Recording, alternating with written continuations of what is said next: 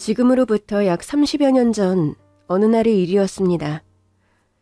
빗줄기가 억수같이 쏟아지고 천둥번개가 매섭게 쳐대는 통에 유독 불길하고 을씨년스러운 분위기가 흘렀던 그날 밤, 평소 화목하기로 동네에 소문이 자자했던 어느 가정으로 초대받지 않은 불청객 하나가 침입했어요. 돈을 훔쳐갈 목적으로 몰래 담장을 넘고 창문을 뜯어내며 잠입해온 도둑이었죠.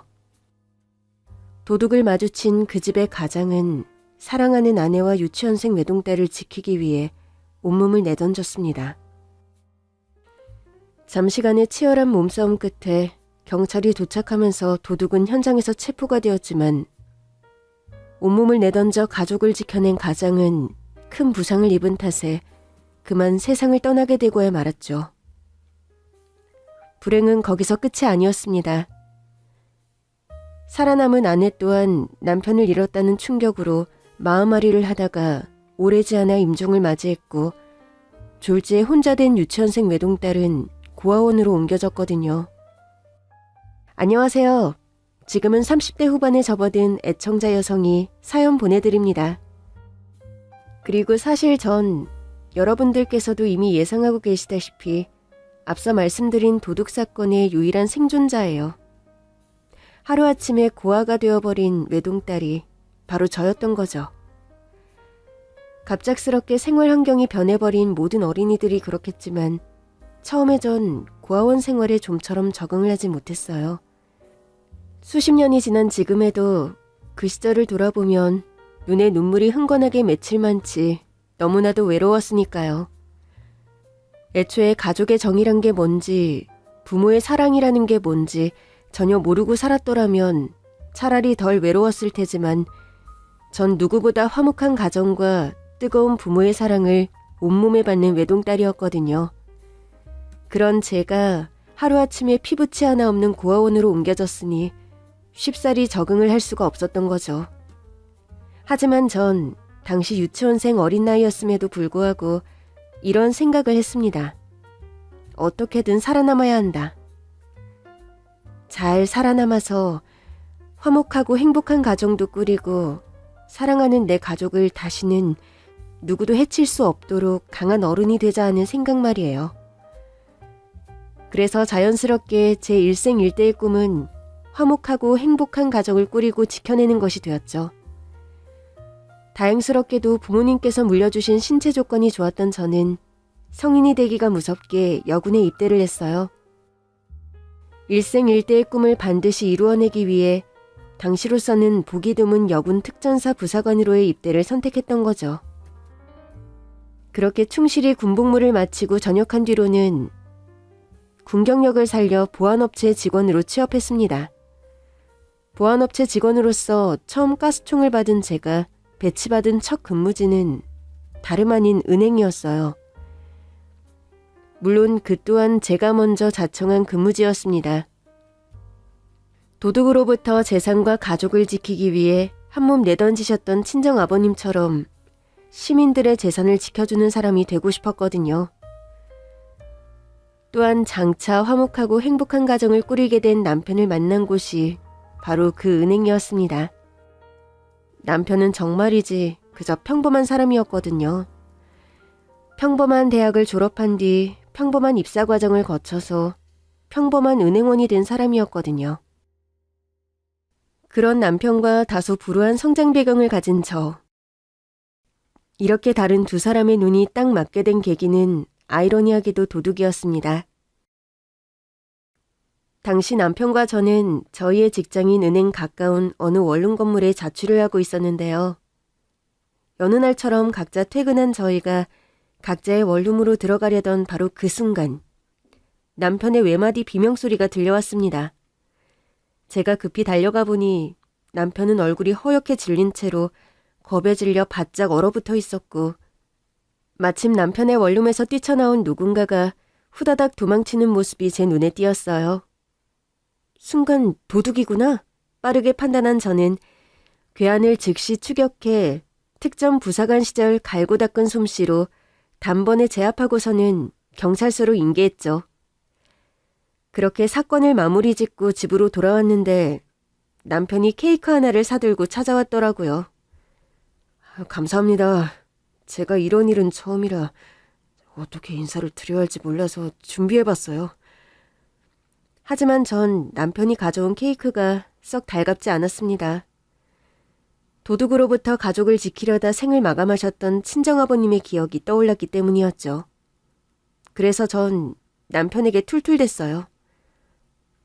케이크 같은 거 사올 시간 있으면 가서 호신용품 같은 거라도 사다가 집에 비치해두세요. 요즘 세상이 얼마나 험한데요. 자기 몸 하나 정도는 스스로 지킬 수 있어야죠. 그러자 남편이 면목 없다는 듯 고개를 떨구는데 그 모습이 어찌나 여리여리하고 가냘퍼 보이던지 사람 마음 참 이상해요. 같은 직장에서 근무하면서도 대화 한마디 나누어 본 적 없던 그 남자를 지켜주고 싶다는 생각이 들더라고요. 그래도 다행이네요. 제가 옆집 살아서. 제 연락처 드릴 테니까 앞으로 무슨 일 있으면 바로 전화해요. 내가 바로 달려와서 도와드릴게요. 덕분에 인연을 맺게 된 저희는 남편이 먼저 사랑 고백을 해오면서 연인이 되었어요. 왜 사람들은 자신이 가지고 있지 못한 것에 대한 선망을 품고 살아간다고들 하잖아요. 당시 남편이 딱 그랬었더라고요. 모든 것이 평범했던 남편에게 딱 한 가지 특별한 지점이 있었다면 그건 바로 집안이었습니다. 남편의 집안은 대대로 건강에 문제가 있는 가문이었거든요. 대대로 물려내려오는 지병으로 인해서 단명하기 일수인 그런 집안이라고나 할까요? 아무튼 이처럼 남편은 건강에 대한 콤플렉스가 있었던 사람이었는데 여군으로서 특전사 부사관으로 전역했던 데다가 도둑도 떡하니 제압해버릴 만큼 튼실한 저에게 자연스럽게 끌리게 되었던 것이었어요. 다만 그때 저는 결혼까지 생각하고 있지는 않았어요. 화목하고 행복한 가정을 꾸리는 것이 일생일대의 꿈 아니었냐고요? 그거야 물론 그랬지만 솔직히 남자들에게 상처를 조금 받았었거든요. 이 사람이다 싶었던 남자들을 몇 번 만나보았지만 그들은 모두 제가 고아라는 사실을 알게 되기가 무섭게 이별을 통보해왔었습니다. 하지만 제가 고아라는 사실을 숨긴 채로 결혼을 할 수는 없는 일이잖아요. 그래서 걱정이었던 거죠. 이 남자도 나를 떠나가지 않을까 하는 두려움 때문에요. 하지만 남편을 향해 깊어가는 사랑을 주체할 수 없었던 저는 아주 크게 용기 내어 모든 사실을 고백했습니다. 있잖아.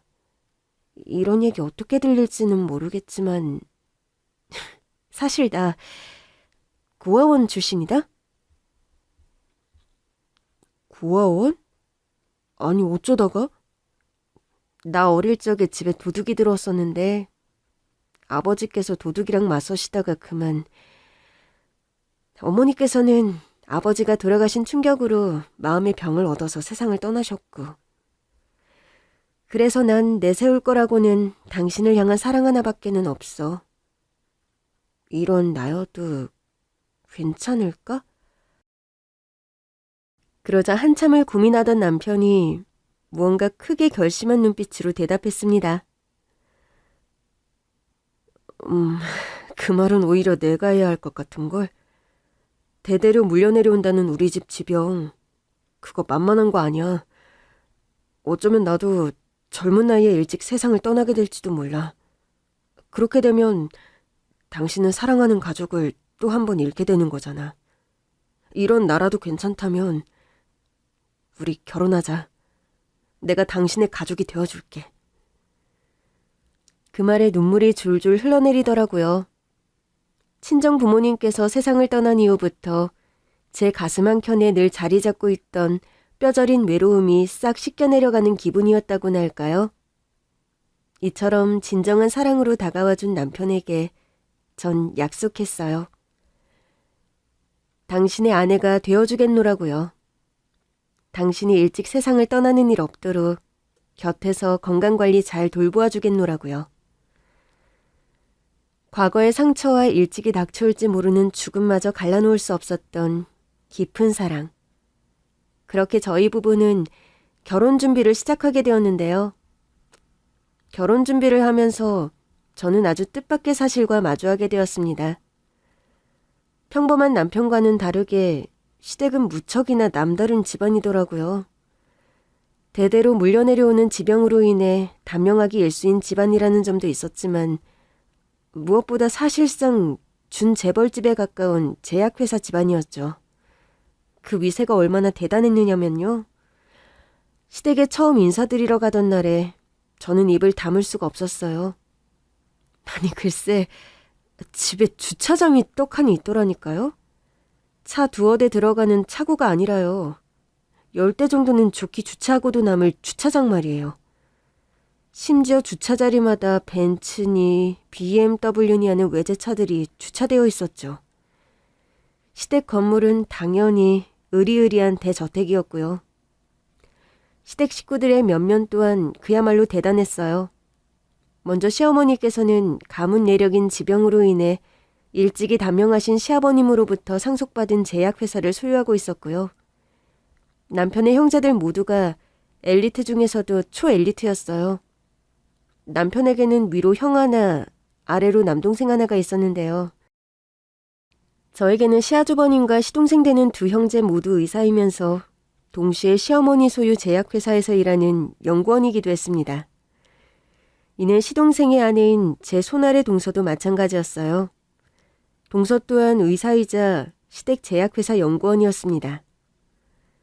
더욱이 시동생은 유달리 명석했던 덕분에 시어머니를 대신해서 시댁의 제약회사를 사실상 경영하는 후계자 자리에 있었어요. 다만 제 남편은 앞서 말씀드렸다시피 평범한 사람이었죠. 시아주버님 그리고 시동생과는 다르게 평범한 대학을 졸업해 평범한 은행원이 되었으니까요. 아무튼 그런 대단한 집안의 고아 출신인 제가 며느리감이라며 인사를 드리러 가니 시어머니께서 첫 대면부터 아주 대놓고 불쾌한 기색을 드러내시더라고요. 둘째한테 고아원에서 자란 처자라는 얘기는 미리 들었지만 내 입장에선 워낙에 믿을 수가 없는 상황이라서 그러니 솔직하게 털어놓으렴. 너 사실은 고아 아니지? 그게 무슨 말씀이신지. 사실은 친정 부모님께서 엄청 대단한 분이실 거잖니. 저명한 교수님이라든가 대한민국 경제를 좌우하는 회장님이라든가 하다못해 국회에서 나란 일 하시는 분이라든가 사실은 대단한 직업 여식이면서 장차 시어머니 될 사람 인품이 어떤지 시험해보기 위해서 일부러 고아라고 거짓말 친 거잖아. 그렇지? 그게... 두 분 다 저 어릴 적에 돌아가셨습니다, 어머님. 고아원에서 자란 것도 사실이고요. 그럼 혹시 너라도 대단한 사람이니? 미국에서 박사학위까지 취득한 수재라던가 자수성가한 갑부라던가 설마하니 여군 출신의 은행 보안요원으로 근무하는 게 사실이라는 말은 하지 말아주렴. 네 입에서 그 말이 나와버리면 우리 집안 꼴이 참 우스워질 것 같거든. 외람되지만 맞습니다. 여군 특전 부사관으로 전역한 뒤에 은행 보안요원으로 근무하다가 아드님을 만나게 되었어요. 저와 아드님의 격차는 분명한 사실이지만 그 격차를 뛰어넘을 만큼 사랑한다는 것 또한 사실입니다. 그러니 너무 믿게 생각하지는 말아주세요, 어머니. 너 지금 그걸 자랑이라고 하는 거니? 여자가 오죽 못났으면 몸 쓰는 일이나 하고 살아. 듣기 싫으니 이 집에서 썩 나가거라. 우리 집안에서 너한테 내어줄 자리는 운전기사 자리밖에는 없어. 둘째 며느리가 아니라. 네, 맞습니다. 시어머니는 소위 잘난 집안이라는 자부심이 아주 대단한 사람이었어요. 그래서 제 남편이 집을 나와 혼자 원룸에 자취를 하며 평범하게 살아왔던 것이었더라고요. 시어머니 입장에서는 잘난 첫째와 더 잘난 막내 아들 사이에서 혼자 평범한 둘째 아들인 제 남편이 미운 우리 새끼였을 테니까요. 그런데도 시어머니가 왜 결혼을 반대했느냐고요? 시어머니가 제 남편을 미운오리 새끼 취급하면서 마음에 들지 않아 한다면 그런 아들이 누구랑 결혼하든 굳이 나서서 반대할 이유까지는 없지 않느냐고요? 그게 사실은 제가 시집가고자 했던 자리가 사실상 시댁의 맏며느리 자리였기 때문이었어요. 시아주버님께서 결혼을 포기한 상황이셨거든요. 대대로 물려내려오는 지병으로 인해 언제 단명할지 모르는데 괜히 결혼했다가 남의 집 귀한 여식을 젊은 과부 만들 수는 없다는 이유로 말이에요. 결혼을 하지 않겠다던 시아주버님의 결심이 어찌나 확고하던지 시어머니께서는 도저히 말릴 방도가 없었고 그러다 보니 제가 시댁의 둘째 아들에게 시집을 가게 되면 자연스럽게 사실상의 맏며느리가 되어야 하는 상황이었어요. 위세 대단한 집안의 안주인인 시어머니 입장에서는 저에게 맏며느리 자리를 넘겨줄 수는 없다는 입장이었고요. 상황이 이처럼 복잡하니 제 결혼은 아무래도 성사가 되기 어려운 것만 같아 보였습니다. 물론 저와 남편은 결혼 반대에 최선을 다해 맞섰죠. 저는 저대로 여군 특전사 출신이기에 남편을 더 잘 지켜줄 수 있다. 과거 원룸도둑 사건 때도 내가 남편을 지켜주었다. 나처럼 든든하고 믿음직한 며느리감이 또 없을 거다 하는 말로 시어머니를 설득하기 위해 노력했고 남편은 남편대로 언제 단명할지 모르는 날 사랑해줄 세상 유일한 여자다 하는 말로 시어머니와 맞섰죠. 하지만 시어머니는 좀처럼 결혼 반대의 뜻을 굽히지 않았는데요. 그런 저희 부부의 결혼이 성사될 수 있었던 건 시댁 제약회사의 후계자인 시동생 덕분이었어요. 저희의 결혼이 무산될 것만 같던 어느 날 시동생이 저를 찾아와 이렇게 말하더라고요. 둘째 형, 많이 힘들어해요. 어머니 때문에 사랑하는 사람을 놓치게 될지도 모르겠다면서요. 제 생각도 그래요. 솔직히 이 결혼을 하는 게 맞는지 잘 모르겠어요. 제 일생일대의 꿈은 행복하고 화목한 가정을 꾸리는 것이었는데 저 때문에 남편이랑 어머님께서 매일 싸우고 있잖아요. 그래서 자꾸만 미안한 마음이 들어요. 제 행복만을 위해서 시댁의 행복을 망가뜨리고 있는 건 아닌가 싶어가지고요. 그럼 이렇게 해보면 어떨까요? 제가 제약회사의 후계자잖아요. 집안에서도 힘이 좀 되거든요.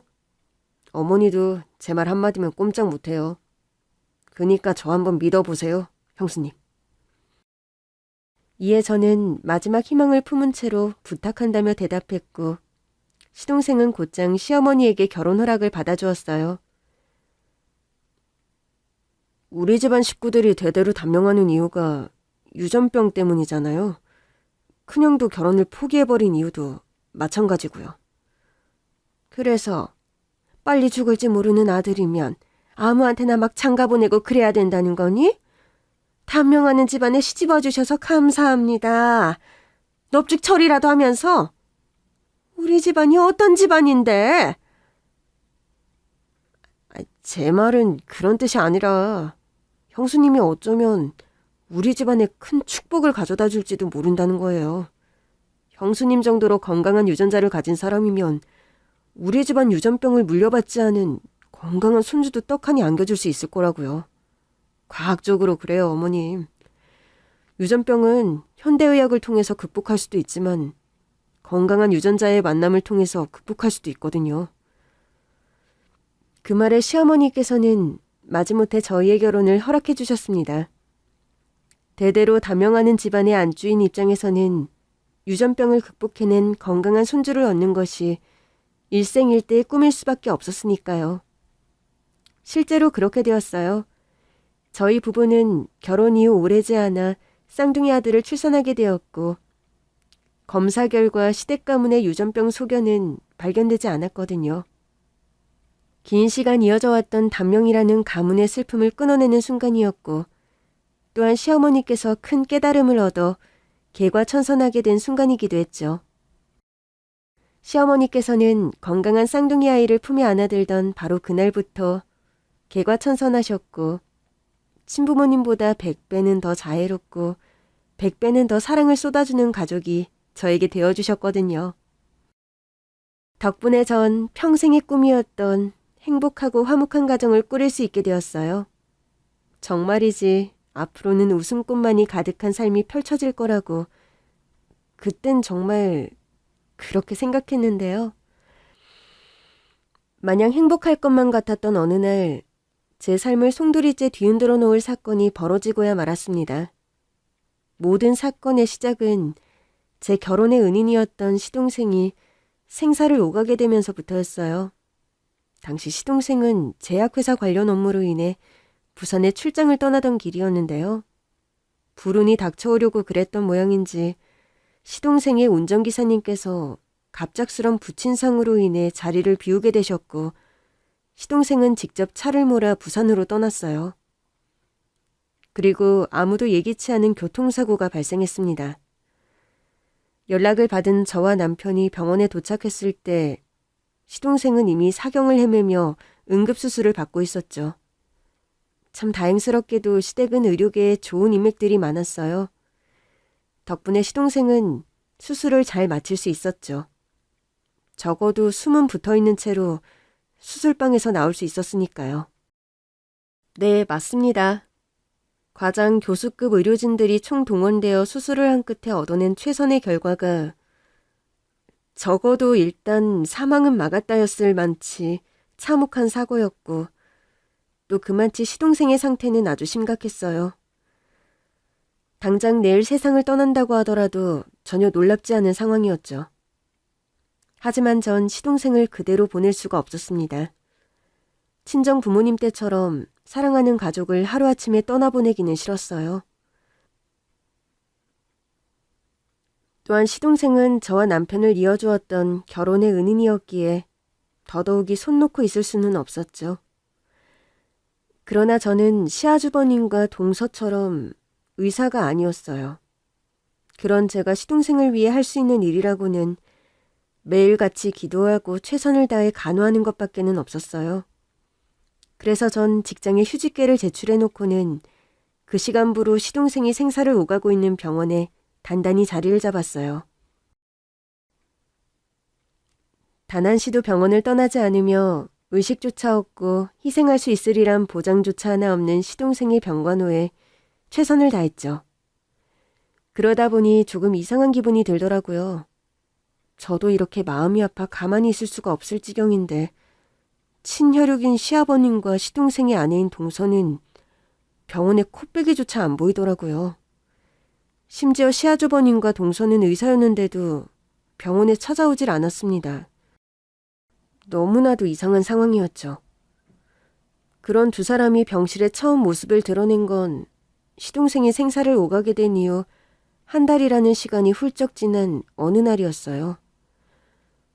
그래도 일단 오기는 왔구나 하는 마음에 한시름 놓은 저는 병간호를 시아주버님과 동서에게 맡겨둔 채로 집으로 돌아가려고 했어요. 당시 저는 며칠 동안 제대로 씻지도 못한 참이었기에 집에서 샤워라도 하고 얼른 돌아올 요량이기도 했었고요. 시아주버님과 동서에게 생사를 오가는 시동생과의 시간을 만들어주고 싶었던 배려이기도 했었죠.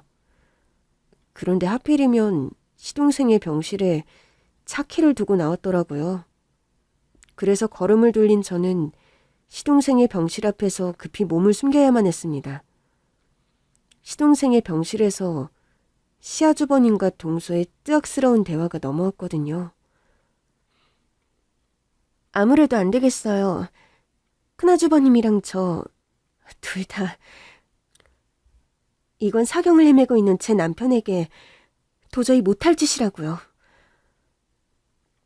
어쩌겠습니까? 우리의 마음이 서로 딱 맞아 떨어져 버린 것을. 막내한테는 미안하지만 흔들리지 말아요, 우리. 나중에 벌 받을 거예요, 저희. 꼭 벌 받을 거예요. 그럽시다. 우리가 벌 받을 짓을 하고 있는 거라면 나중이라도 꼭 받읍시다. 하지만 지금은 아니에요. 지금은 그 무엇도 우리의 마음을 막을 수 없어요. 그런 대화를 들으며 제 머릿속에는 정말이지 5만 가지 생각이 스쳐갔습니다. 그 생각들의 대부분은 두 사람이 불륜을 저지르고 있다는 생각이었어요. 도저히 시아주버님과 동서의 사이를 의심하지 않으려야 않을 수가 없을 만치 의심스러운 대화였으니까요. 그건 그냥 누가 들어도 생사를 오가는 사람 앞에 두고 나누는 불륜 커플의 대화였다고요. 심지어 두 사람은 그냥 불륜도 아니고 시아주버님과 동서 사이의 폐륜이었고요. 아니기를 바랐습니다. 제가 오해하고 있는 것이기만을 바랐어요. 하지만 병실을 몰래 들여다본 저는 소리 없는 기함을 터뜨리고야 말았어요. 시아주버님이 동서의 손등을 어루만지면서 다독이는 모양새가 세상 그렇게 다정해 보일 수가 없더라고요. 심지어 충격적인 일은 거기서 끝이 아니었습니다. 제 인기척을 느낀 시아주버님이 저를 돌아보시더니 너무나도 아무렇지 않게 제 차키를 가져다 주었거든요. 돌아오실 줄 알았어요, 재수씨. 차키 두고 가셨더라고요. 많이 피곤하실 텐데 운전 조심해서 다녀오시고요. 혹시 사고 날지도 모르잖아요. 하는 시아주버님의 말에 저는 온몸에 소름이 쫙 돋아버렸습니다. 방금 그 말이 대체 무슨 문제이길래 소름까지 돋았냐고요? 생각해보세요. 그날 그때 시아주버님은 누가 봐도 불륜과 폐륜을 의심할 만한 대화와 장면을 저에게 들킨 거잖아요. 그랬으면 적어도 둘 중 하나는 해야지 맞는 거죠. 제가 본 것이 오해면 오해라고 해명을 하거나 아니면 걱정하는 그런 사이 아니다 하는 발뺌이라도 하거나. 그런데 시아주버님은 그런 말은 단 한마디도 없었어요. 그저 속을 알 수 없는 미소와 함께 저에게 차키를 건네며 운전 조심해라, 사고 날지도 모른다는 말만 했을 뿐이었죠. 심지어 시동생의 사고 원인은 교통사고였고요. 즉 당시 저를 향했던 시아주버님의 말과 행동은 듣는 사람에 따라서는 이런 상황으로 해석될 수도 있는 일이었어요. 너 우리 사이를 다 알아버렸구나? 가는 길에 운전 조심하렴. 너도 시동생처럼 뜻하지 않은 교통사고를 당해서 사경을 헤매게 될지도 모르니까. 네, 맞습니다. 그때 제 머릿속에는 이런 생각이 뿌리 깊게 박혀버렸어요. 폐륜 관계를 들킨 시아주버님과 동서가 교통사고를 가장해 시동생을 처리하려고 했고, 폐륜 관계를 알게 된 저 또한 시동생처럼 교통사고를 위장해 제거하려고 하는구나. 이 사람들 참 위험한 사람이다. 그 와중에도 다행이었던 건 제가 여군 특전사 부사관 출신이었다는 것이었어요. 일단 그 자리에서는 시아주버님 앞에서 표정 관리를 성공한 덕분에 제 속내를 들키지 않을 수 있었거든요. 또한 앞으로 시아주버님과 동서가 어떤 해코지를 꾸민다고 한들 쉽사리 당하지 않을 자신감 또한 있었고요. 다만 제가 둘의 폐륜 사실을 저 혼자만 알고 있었던 이유는 증거가 없었기 때문이었습니다. 저야 직접 목격한 내용이 있다지만 다른 사람들에게는 쉽게 믿을 수 있는 일이 아니잖아요.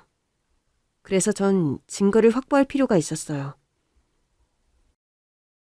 사경을 헤매고 있는 시동생을 위해서라도 시아주버님과 동서의 폐륜을 반드시 밝혀내야만 했습니다. 이에 저는 시동생의 병간호는 남편과 간병인에게 잠시 맡겨둔 채로 시아주버님과 동서를 주시하기 시작했습니다. 대외적으로는 직장에 복직해 출퇴근을 하는 척 둘의 체륜 행각을 잡아내기 위해 은밀하게 따라붙었죠. 그랬더니 이상한 정황이 한두 가지가 아니더라고요. 먼저 시아주버님은 매일 아침 직접 차를 끌고 동서네 집으로 향했습니다. 그리고는 동서를 태워서 함께 출근을 했고 밤이면 함께 퇴근해 동서를 집에 내려놓은 뒤에 귀가했죠. 물론 두 사람은 시댁의 제약회사에 함께 근무하는 사이였기에 카풀을 하는 건 이상한 일은 아니었지만 제 눈엔 그게 아니었어서요. 전 두 사람이 각자 자기 집에서 각자 자기 차를 타고 각자 출퇴근을 해왔던 사실을 알고 있었거든요. 시동생의 교통사고 이전까지만 해도 그랬던 사람들이 시동생이 사경을 헤매게 되자 함께 출퇴근을 하기 시작했다는 건 누가 봐도 이상한 정황이잖아요. 그렇죠? 그리고 결정적으로 어느 날 제약회사에서 함께 퇴근한 두 사람이 시아주버님의 차를 타고 호텔로 들어가는 것을 목격했습니다. 그냥 호텔로 들어간 것이 아니라 같은 객실로 들어가는 모습까지 제 눈으로 똑똑히 확인했어요. 다행스럽게도 저는 둘이 같은 객실로 들어가는 사진을 촬영할 수 있었는데요. 시아주버님과 동서 쪽에서는 제가 뒤를 밟고 있다는 낌새를 눈치챈 모양이었습니다. 며칠 전부터 저희 집 근처를 서성이는 인기척이 느껴지더니만 제가 호텔 현장을 촬영한 바로 그날 밤에 누군가가 저희 집 문에 쪽지 한 장을 끼워놓고 사라졌더라고요. 그 쪽지 내용을 확인한 저는 잔뜩 긴장할 수밖에는 없었다. 왜냐하면 그 쪽지에는 저와 남편 그리고 쌍둥이 아이의 이름이 빨간 글씨로 적혀 있었고 이런 문구도 함께 적혀 있었거든요. 조금만 기다려. 곧 제삿날 치르게 해줄게. 누가 봐도 위협적인 쪽지였고 저와 남편은 평소 다른 사람에게 밉보이며 살지 않았기에 그런 일을 저지를 사람은 딱 하나밖에는 없었어요. 그건 바로 패륜 사실을 저에게 들켜버린 시아주버님이었죠. 하지만 저에게는 그 위협에 대응할 시간적 여유조차 주어지지 않았습니다. 긴 시간 생사를 오가던 시동생이 결국 세상을 떠나고야 말았거든요. 아무리 사망이 사실상 예견된 상황이었다 한들 전도 유명한 젊은 생명의 사망 앞에서 조문객 모두가 눈물을 금치 못했습니다. 하지만 시동생 장례식장에서 입가에 웃음기를 남들 몰래 머금고 있는 사람이 딱 하나 있었어요. 뜻밖에도 임종한 시동생의 아내인 동서였죠. 전 동서가 몰래 머금은 미소가 너무나도 수상해 유심히 지켜봤어요. 순간 제 머릿속에는 이런 생각이 스쳐가더군요. 나에게 위협용 쪽지를 남긴 쪽이 시아주버님이 아닌 동서 쪽이었던 거구나. 솔직히 저로서는 조금 충격이었습니다. 전 그동안 적어도 동서만큼은 자신의 불륜 행각에 대해서 시동생에게 죄책감을 가지고 있다고 생각해왔거든요. 그런 생각을 하고 있던 와중에 마침 동서가 시아주버님과 둘이서 장례식장에 딸린 방으로 수시로 들락날락거리기 시작했습니다. 이에 저는 호시탐탐 기회를 노리다가 다시금 방으로 들어간 두 사람의 대화를 엿들었어요. 물론 휴대폰 녹음기를 켜놓은 채로 말이죠. 드디어 다 끝났네요. 이제 안심해도 되겠어요, 재수씨. 네, 그동안 여러모로 마음고생 많으셨어요, 큰아주버님. 남은 건 둘째 아주버님 뿐이니까요. 이제 둘째 아주버님만 처리하면 돼요.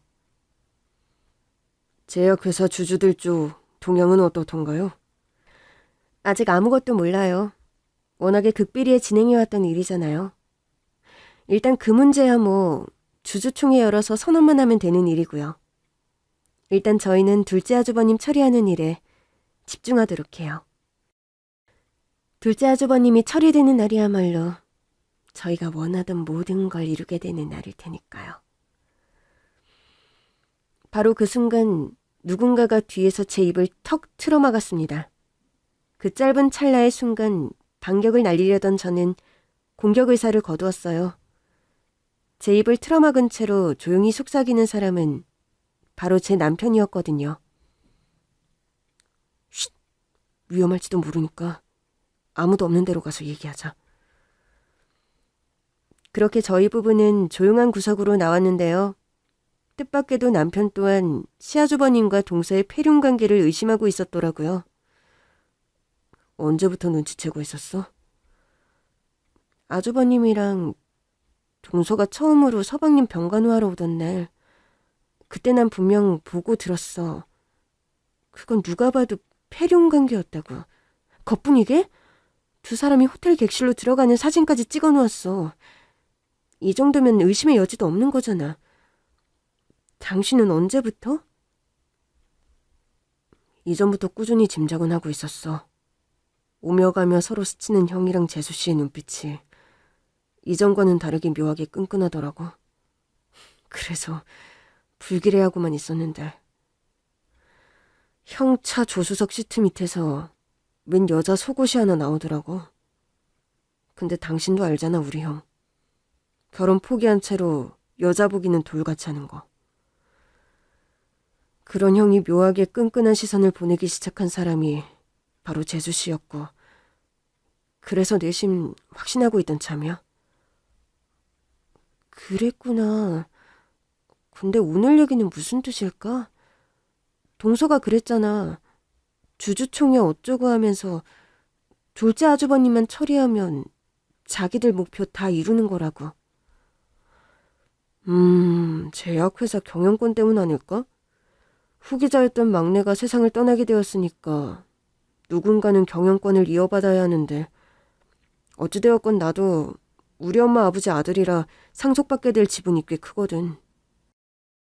그래서 아마도 날 처리해서 내 지분까지 자기들이 먹어치우려는 것 같아. 당신 뭐 짐작 가는 일 있어? 그게 사실은 시동생 사고부터가 그냥 교통사고가 아닐지도 모른다는 생각이 들어. 아주버님 재수씨 사이에 폐륜을 저지르는 사람들인데 자기들 목적을 위해서 무슨 짓을 못 저지르겠냐고. 1차로 교통사고를 위장해서 시동생을 그렇게 만들어 놓은 다음에 당신도 제거해서 자기들 목표를 모두 이루려는 수작질을 벌이고도 남지. 더러운 사랑의 도피와 제약회사 모두를 가지려는 수작. 아마 그것들을 이루려면 자기들 폐륜을 알고 있는 내 손발을 묶어놓아야만 했을 거야. 그래서 이런 위협 편지도 남겼던 거고. 말을 마친 저는 누군가가 저희 집 문틈에 끼워놓고 사라졌던 쪽지를 남편에게 건넸어요. 조금만 기다려. 곧 제삿날 치르게 해줄게 하는 쪽지였죠. 그리고 시아주버님과 동서가 호텔 객실로 들어가는 사진 또한 남편에게 보여주었습니다. 그리고 이런 짓을 주도한 사람은 동서일 거야. 아니, 확실해. 오늘 보니까 둘의 폐륜 사이를 동서가 주도하고 있더라. 일단 애들부터 피신시켜놓고 우린 막내 장례부터 잘 마무리 짓자. 두 사람의 처분보다는 동생의 장례식이 나랑 당신한테는 먼저니까. 마침 같은 생각이었던 저는 고개를 끄덕였고 곧장 쌍둥이 아이들을 제일 믿을 만한 지인에게 부탁해 몰래 피신시켰어요. 그리고 아무 일도 없었던 것처럼 태연하게 장례를 마무리 지었는데요. 장례를 마치기가 무섭게 시댁의 제약회사에 주주총회가 소집되었다는 소식이 들려왔어요. 보통 후계자 자리가 공석일 경우 새 후계자를 선발하기 위해 주주들 쪽에서 먼저 주주총회를 수집하는 관례에 반해 당시의 주주총회는 시아주버님과 동서 쪽에서 먼저 요청한 주주총회였죠. 아무래도 그들이 제 남편을 제거한 뒤에 제약회사를 통으로 꿀꺽해버릴 속셈이 확실한 모양이었어요. 아니나 다를까 주주총회를 앞두고 시아주버님과 동서 쪽에서 제약회사의 연구소로 한번 나오라는 연락이 저와 남편 모두에게 줄창 쏟아져 오더라고요. 그들은 저와 남편을 한꺼번에 처리할 장소로 연구소를 택한 모양이었어요. 하긴 그곳만큼 비밀스러운 공간은 따로 없을 테니까요. 제약회사의 연구소는 출입을 허가받은 극소수의 인원을 제외하고는 접근조차 불가능한 곳이었으니까요. 이에 저는 아무것도 모르는 척 연구실로 남편과 함께 나가겠노라고 약속을 잡았어요. 바디캠과 소형 녹음기 등을 통해 그들의 행각을 증거로 포착한 뒤 모든 야욕을 세상에 공개해 한꺼번에 무너뜨릴 작정으로 말이에요. 다만 특전사 부사관 출신인 저야 큰 걱정이 없었지만 여리여리한 남편의 안전은 걱정이었기에 호신용 스프레이를 챙겨주며 신신당부했어요.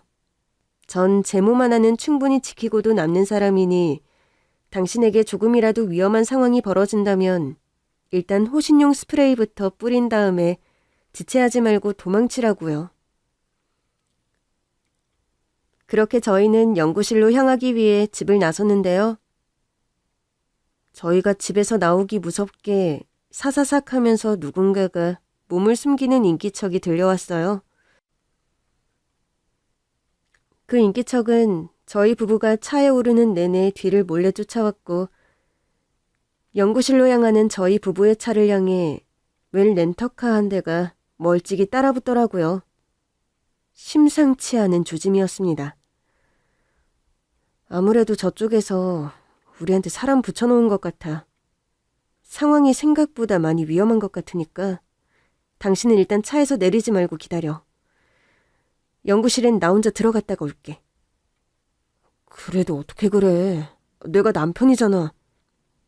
잊었어? 내가 특전 부사관까지 다녀왔던 이유? 사랑하는 사람을 내 손으로 지켜주고 싶어서였잖아. 그니까 나 믿고 내가 하자는 대로 따라줘. 부탁할게. 알았어. 그런 일촉즉발의 분위기 속에서 저희 부부의 차가 연구실 주차장에 도착했습니다. 주차장에는 시아주버님과 동서가 무척 초조한 기색으로 기다리고 있더라고요. 즉시 차를 주차시켜 놓은 저는 혼자서 둘과 대면했습니다. 둘째는요? 재수 씨 혼자 오셨나요? 왜 모르는 척이세요? 사람 시켜서 미행까지 붙여놓았으면 저희가 언제 집을 떠나서 어느 길로 도착하는지 정도는 수시로 보고받지 않나? 아님 혹시 이제 와서 발뺌이라도 하시려는 건가요? 미행이라뇨? 아니 누가 그런 짓을... 재수 씨 혹시 요즘 무슨 일 있으십니까?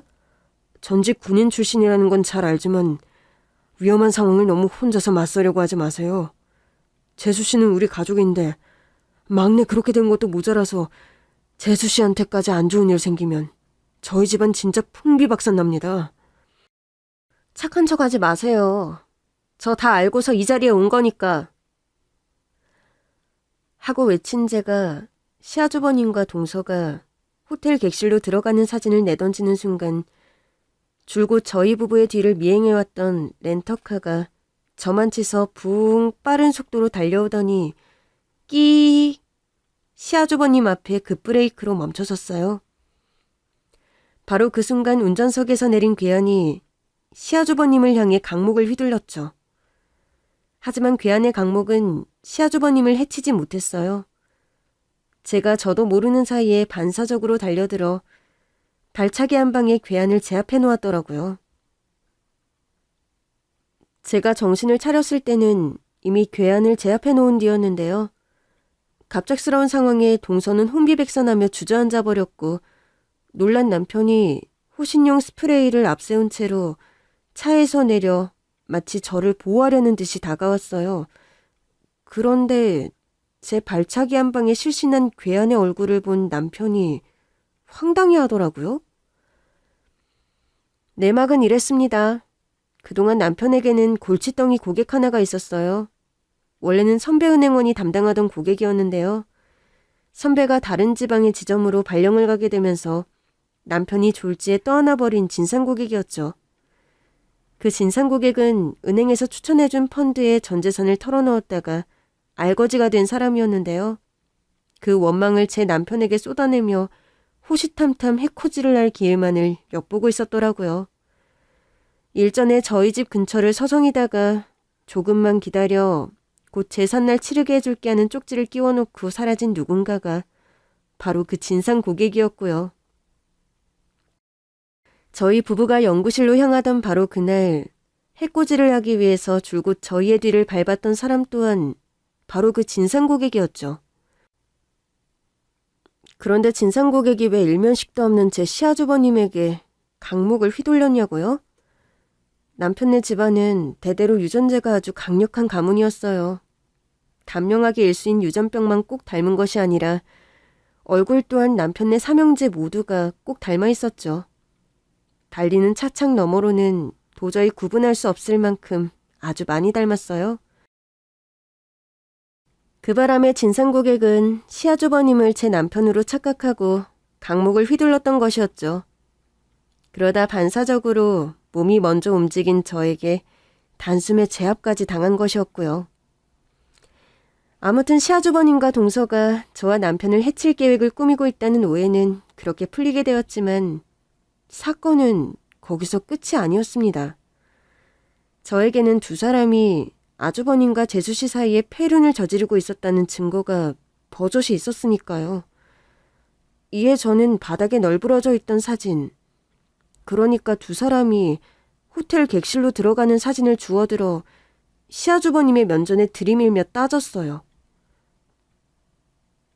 아주버님이 동서랑 짜고 저랑 제 남편을 해치려고 했었다는 오해는 사과할게요. 하지만 두 사람이 폐륜을 저지르고 있다는 사실은 달라지지 않아요. 여기 이렇게 증거가 있으니까. 그러자 사진을 한참이나 들여다보던 시아주버님이 너털 웃음을 지으며 대답했습니다. 이건 저랑 막내 재수씨랑 세미나 준비하러 가던 길이었어요. 멀쩡한 연구실 놔두고 세미나 준비를 호텔에서 한다고요? 거짓말을 치려면 좀 제대로 치셔야죠. 네, 세미나 준비 호텔에서 많이 해요. 운동선수들 합숙하죠? 그거랑 비슷해요. 같이 합숙하면서 세미나 자료도 준비하고 발표 준비도 하고 그래서 호텔방 잡았습니다. 증거 보여드릴까요? 말을 마친 시아주버님께서 제게 웬 휴대폰 동영상을 보여주셨어요. 그 동영상을 본 저는 귀까지 빨개져서는 그야말로 쥐구멍이라도 찾아서 숨어버리고 싶을 지경이더라고요. 그 동영상에는 호텔방에서 세미나 발표 연습을 하는 모습이 찍혀 있었으니까요. 보세요. 저희뿐만 아니라 대학원생들도 세미나 앞두고는 다들 이렇게 합숙해요. 혹시라도 불륜을 숨기기 위해서 일부러 만들어 놓은 증거라고 말씀하실까봐 덧붙이자면 세미나 발표가 되게 중요한 거잖아요. 그래서 이렇게 동영상을 찍어놓고 발음이나 제스처 같은 거 확인하면서 개선하는 거고요. 이제 좀 설명이 되었나요? 그럼 서방님 병실에는 왜 안 오셨는데요? 한 달씩이나 지나고 처음 오셨던 날 동서랑 아주버님이랑 했던 그 이상한 대화는 다 뭐고요? 아주버님이랑 동서랑 둘이서 서방님한테 못할 짓을 하고 있다느니 우리의 마음이 딱 맞아 떨어졌다느니 했던 얘기들 말이에요. 심지어 나중에 벌 받을 거라고. 그건 누가 들어도 불륜 커플의 대화였잖아요. 그 순간 동서가 흐느껴 울기 시작했어요. 남편이 사고로 사경을 헤맨다는 소식을 처음 들었을 때 제가 먼저 큰아주버님께 말씀드렸어요. 유전병 극복을 위한 신약 개발이 최종 완성 단계이니 지금 신약 개발에 최선을 다해야 할 때라고요. 그게 남편 평생의 꿈이고 아내로서 그 꿈을 이루어줘야 먼 훗날 하늘나라에서 남편을 당당하게 다시 만날 수 있을 것 같다고요. 큰아주버님께서도 그렇게 생각한다고 하시면서 연구에 최선을 다하자는 저희의 마음이 맞았던 거예요. 저희는 그날 남편 병실에서 끝까지 흔들리지 말고 나아가자는 얘기를 했었던 거라고요. 그랬더라고요. 시아주버님과 동서의 폐륜 관계는 모두 저의 오해였어요. 유전병 극복을 위한 신약 개발의 마무리 단계였던 둘은 시동생의 생사위기를 무릅써가면서 어떻게든 신약 개발을 마무리 짓자고 마음을 맞추었을 뿐이었죠. 하지만 두 사람의 마음속에는 생사를 오가는 막내 동생과 남편의 곁을 지켜주지 못한다는 죄책감 때문에 나중에 벌을 받을지도 모른다는 대화를 나누었던 거고요. 그럼에도 흔들리지 말고 시동생이 꿈이 했던 신약 개발을 완수하자고 했던 약속이 그날 제가 시동생의 병실에서 엿들었던 대화의 진실이었어요. 두 사람이 출퇴근을 갑자기 함께하기 시작했던 건 시동생의 교통사고로 인해 동서가 운전에 두려움을 느끼게 되었기에 시아주버님께서 운전기사 노릇을 해주셨던 것이고요. 둘이 함께 들어갔던 호텔 객실은 앞서 들으셨던 것처럼 세미나 준비였죠. 신약 개발에 성공했기에 이를 학계에 보고하려면 세미나를 열어야 했거든요. 시동생의 장례식 당일 저희 부부가 엿듣게 되었던 주주총회 운운했던 말들도 제약회사를 꿀꺽하려던 속셈이 아닌 신약 개발이 성공했으니 주주총회를 열어서 주주들에게 신약 개발의 성공을 보고하고 선언하는 자리를 말하는 것이었고요. 또한 장례식장 당일 동서의 입에 남모를 미소가 머금어졌던 건 마침내 신약 개발에 성공했다는 기쁨이었어요. 동서 입장에서는 남편 평생의 꿈을 마침내 이루어내었다는 심정이었던 거죠. 그리고 그 신약의 정체는 바로 신약 개발이 조금만 빠르게 성공했더라면 제 남편은 그렇게 세상을 떠나지 않았을 거예요. 경찰이 제 남편의 차량 블랙박스를 복구했는데 교통사고의 원인이 일종의 발작 증세 같다고 하더라고요. 발작? 설마 시댁 유전병? 네, 혼자 운전하던 도중에 유전병으로 인한 발작이 왔었던 모양이에요. 그래서 남편이 사고를 냈던 거고요. 그래서 사실 제 남편은 결국 집안 내력인 유전병으로 세상을 떠나게 된 거죠. 그래서 제가 더더욱 신약 개발에 온 힘을 쏟을 수밖에 없었던 거고요. 큰아주버님과 작은아주버님이 제 남편처럼 유전병으로 인해 세상을 떠나지 않도록 지켜드리고 싶은 마음에서요. 형님네 쌍둥이 아이들은 형님의 유전자 덕분에 유전병을 물려받지 않았지만 두 아주버님께서는 언제 단명할지 모르는 위험한 상태셨잖아요. 그럼 둘째 아주버님만 처리하면 된다는 말은 이제 둘째 아주버님한테만 신약을 투약하면 가문 대대로 내려온 유전병과 단명의 악순환을 끊어낼 수 있다는 뜻이었어? 당연하죠. 설마 제가 둘째 아주버님을 해치려고 했겠어요? 큰아주버님께서는 장례식 전에 이미 신약을 투약했으니 작은아주버님의 투약만 남았다는 말씀이었죠.